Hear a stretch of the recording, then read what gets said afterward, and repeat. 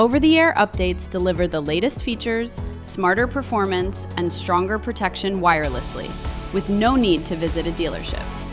Stay ahead with ease. Follow these simple steps on your Uconnect 5 infotainment system. Before starting the installation, make sure the vehicle is switched off and parked. Click What's New to explore the details of the update. A message on the screen will show you all the details. Accept the update. You can postpone it once. After that, installation will start automatically when the vehicle is turned off. The radio will not be available during the installation, but you can use your vehicle.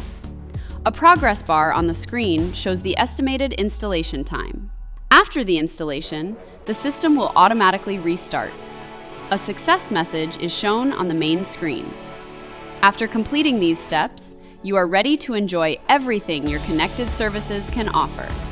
For more details, please contact Jeep Customer Care via Jeep app.